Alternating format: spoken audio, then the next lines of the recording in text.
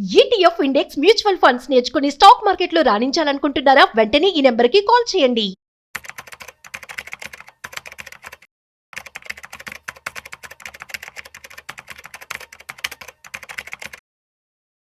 Hello viewers, welcome back to our channel. ప్రస్తుతం మనతో పాటు ఉన్నారు stock market analyst Sundar Rama Reddy గారు. సార్తో మాట్లాడు. నమస్తే సార్. నమస్తే మా సార్, జనవరి 2025లో చూసుకుంటూ ఎస్ఐపి మ్యూచువల్ ఫండ్స్ కొంచెం స్టాపేజ్ అయితే కనిపిస్తుంది. దానికి రీజన్స్ ఏంటంటారు? ఎస్ఐపీలు స్టాపేజ్ కూడా మామూలు లేదండి. మామూలుగా అయితే యావరేజ్ మీద ఒక 50 to 60% స్టాప్ అవుతూ ఉంటాయి ఎస్ఐపీలు. అంటే కొత్త వాళ్ళు 100 మంది వచ్చారనుకోండి, పాతలు 50 మంది క్లోజ్ చేసుకుంటూ ఉంటారు. కొత్త వాళ్ళు 100 వచ్చారు, పాతలు 50 మంది క్లోజ్ చేస్తున్నారు. 50% ఉంటుంది స్టాపేజ్ మామూలుగా అయితే, అది రెగ్యులర్గా ఉంటుంది. బట్ ఈసారి అలా కాదు. మన ఎప్పుడైతే మార్కెట్ పట్టడం స్టార్ట్ అవుతున్నాయో ఈ అక్టోబర్ నుంచి ఈ స్టాపేజ్ పెరుగుతూ ఉంది. జనవరికి అయితే 109% ఉందండి. జనవరి మంత్లో కొత్త అకౌంట్లో ఓపెన్ అయింది అండ్ 56 lakhs అండి, అండ్ క్లోజ్ అయింది 61 lakhs.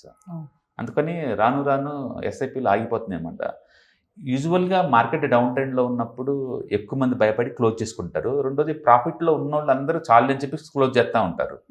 కానీ ఎక్కువ సార్లు ఏముందంటే, ఎప్పుడైతే ఈ వాలటిలిటీ ఎప్పుడు హ్యాండిల్ చేయలేదు, కొత్తగా వచ్చిన ఇన్వెస్టర్స్ ఎవరు రీసెంట్గా స్టార్ట్ చేశారనుకోండి, వాళ్ళకి భయం వేసేసి క్లోజ్ చేసుకుంటూ ఉంటారనమాట. రెగ్యులర్గా జరుగుతూనే ఉంటుంది ప్రతి బుల్ మార్కెట్లో.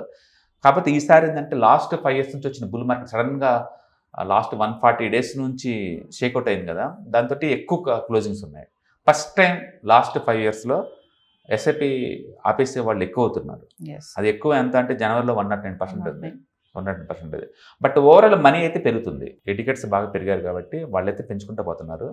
బట్ మార్కెట్లో అయితే ఫస్ట్ టైం ఎస్ఐపి ద్వారా పెట్టే వాళ్ళల్లో ఒక రకమైన ఫీర్ కనపడుతుంది అనమాట ఇది. అండ్ మామూలుగా డౌన్ ట్రెండ్లో ఉన్నప్పుడు అది మామూలు విషయమే, బట్ ఈసారి కొంచెం ఎక్కువ ఉంది ఆ పెయిన్.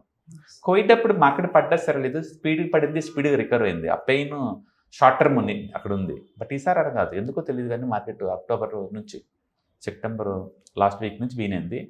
అది కంటిన్యూస్గా డిప్ అవుతూనే ఉంది రాను రాను. ఇక మోర్ ఎంటీఎఫ్ ట్రిగర్ అవుతున్నాయి ఇప్పుడు మార్జిన్ ఫండ్ చేసే వాళ్ళతోటి, ఇంకా ఎక్కువ పడుతుంది మార్కెట్ అనమాట. దాంతో ఎస్ఐపీలు టెంపరీగా ఆపేస్తూ ఉన్నారు. బట్ ఎస్ఐపీలు ఎప్పుడు కూడా పడే మార్కెట్లో ఎక్కువ ఇన్వెస్ట్ చేయాలండి. పెరిగే మార్కెట్లో ఆపేసినా పర్వాలేదు కానీ, ఎందుకంటే ఎక్కువ యూనిట్లు గ్యాదరింగ్ కదా అది. బట్ అగైన్ అందరూ రిక్వైర్మెంట్ ఒకలాగా ఉంటుంది కదా, అందరి రిక్వైర్మెంట్ ఒకలాగా ఉంటుంది. ఒక్కొక్కరు ఒక రిక్వైర్మెంట్స్ ఉంటుంది.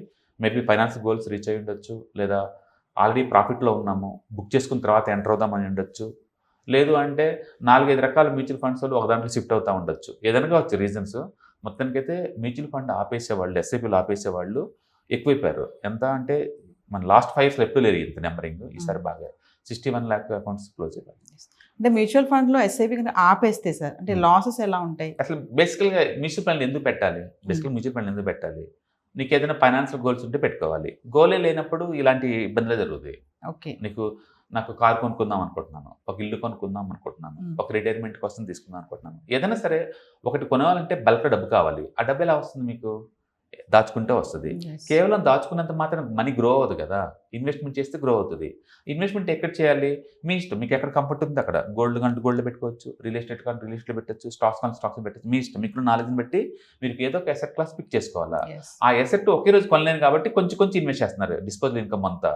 అది బల్క్లో అయినప్పుడు ఇప్పుడు నీకు కావాల్సిన హౌస్ కానీ కార్ కానీ ఇంకేదైనా కొంటారు, అంతే కదా. అందుకని గోల్ ఓరియంటెడ్ ఉంటే మనకు భయం అనిపించదు.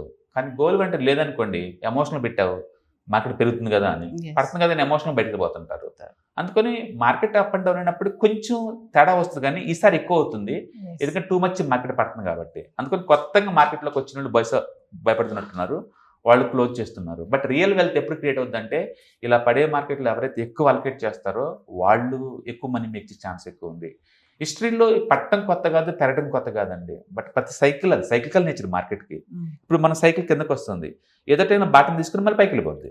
మనం పైకి వెళ్ళిపోయిన దాకా వెయిట్ చేయాలి, లేదా ఫైనాన్షియల్ గోల్స్ రీచ్ అవ్వాలి. రెండింటిలో ఏదో ఒకటి అయితే తప్ప నీకు మనీ రాదు కదా. అది అందుకని ఎస్ఐపీల ద్వారా వెల్త్ క్రియేట్ అవుతుందంటే అవును, లాంగ్ టర్మ్లో ఖచ్చితంగా వెల్త్ క్రియేట్ అవుతుంది. బట్ రూల్ ఏంటంటే, మళ్ళీ మార్కెట్ పీక్ వచ్చినప్పుడు నువ్వు బయటపడడానికి ప్లాన్ చేసుకోవాలి, మధ్యలో కాదు.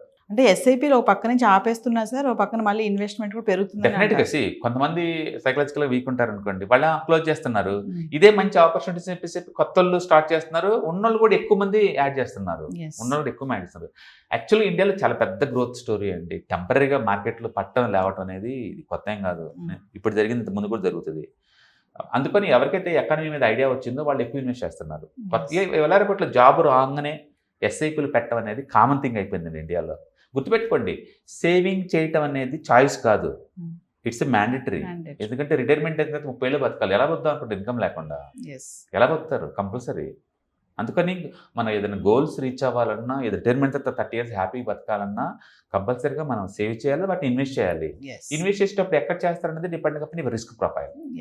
సో మధ్యలో బ్రేకప్ చేయకుండా కొంచెం లాంగ్ వరకు వెళ్తే మంచి రిటర్న్స్ వస్తాయి. యా, డెఫినెట్గా. ఎందుకంటే ఇప్పుడు మార్కెట్ అనగానే ఈక్విటీని ఎందుకు అనుకోవాలి? గోల్డ్ ఉంది, రియల్ ఎస్టేట్ ఉంది, మల్టీ అసెట్స్ ఉన్నాయి, డెట్ ఉంది. మీకు ఏది కంఫర్ట్ ఉంటే అది, నేను అంటుంది ఈక్విటీ అంటలేదు, మీకు ఏది కంఫర్ట్ ఉంటే అందులో పెట్టండి. మొత్తానికి అప్రిషియేషన్ అసెట్స్లో మీరు ఎంతకంత పెట్టుకుంటే బావాలి, depending upon the goals, risk profile, మీ టార్గెట్స్ పెట్టుకోవాలి. పడుతున్నప్పుడు డిస్కౌంట్ సేల్ ఎక్కువ వస్తున్నప్పుడు వదలటం దేనికి? ఇదే డిస్కౌంట్ సేల్ మనకు అమెజాన్లో దొరికితే కనుక జనం షాపింగ్ చేయట్లేదు ఓవర్గా. ఓకే, ఇక్కడ ఏంటంటే ఎంత పడితే తెలియదు కాబట్టి, ఎంత పడితే మన కంట్రోల్లో లేదు కదా. కంట్రోల్లో ఉందల్లో ఒకటే, నాకు ఎవ్రీ మంత్ మిగులుతుంది, ఆ అమౌంట్ పెట్టుకుంటూ పోతాను. మీకు భయంగా ఉందంటే హైబ్రిడ్లో పెట్టుకోండి, మల్టీ అసెట్లో పెట్టండి, మీ ఇష్టం, మీకు ఎక్కడ కంఫర్ట్ ఉంటే అక్కడ పెట్టండి. మొత్తానికి ఎస్ఐపీలు ఆపద్దు, ఎందుకంటే ఎక్కువ అమౌంట్ గ్యాదర్ అవుతుంది ఇప్పుడు ఈ టైంలో కాబట్టి. Thank you. హాయ్, స్టాక్ మార్కెట్లో వాలటిలిటీకి దూరంగా ఉంటున్నారా? పోర్ట్ఫోలియోస్ అన్నీ కూడా రెడ్లో ఉండి బ్లీడ్ అవుతున్నాయా? అంటే స్టాక్ మార్కెట్లో ఉండి సస్టైనబిలిటీ ఉన్న బిజినెస్ మోడల్ లాగా, లేదా స్టాక్ మార్కెట్ లాంగ్ టర్మ్లో మంచి వెల్త్ క్రియేట్ చేసుకునేలాగా ప్లానింగ్స్ ఏమైనా ఉన్నాయా? అయితే అలాంటి వాళ్ళ కోసం ఈ ప్రోగ్రామ్ అండి. ETFs, index funds and mutual funds. మా స్టాక్ మార్కెట్లో ఉండి కూడా సెక్యూర్ వేలో మనీ మేక్ చేసుకునే పద్ధతి ఏదైనా ఉందంటే రిటైలర్స్కి ఈ 3 అనమాట. దీంట్లో కాంప్రహెన్సివ్గా మీకు ట్రైనింగ్ అండ్ గైడెన్స్ జరుగుతుంది. అండ్ వీకెండ్స్లో జరిగే ఈ ప్రోగ్రామ్లో అటెండ్ అవడం ద్వారా ETFs, index funds and mutual ఫండ్స్లో మీ నాలెడ్జ్ పెంచుకోండి. మీ పోర్ట్ఫోలియో మీరే మెయింటైన్ చేయడం ద్వారా ఇయర్లీ యావరేజ్ మీద 20 to 30% మనీ మేక్ చేసుకోండి. All the best. Thank you.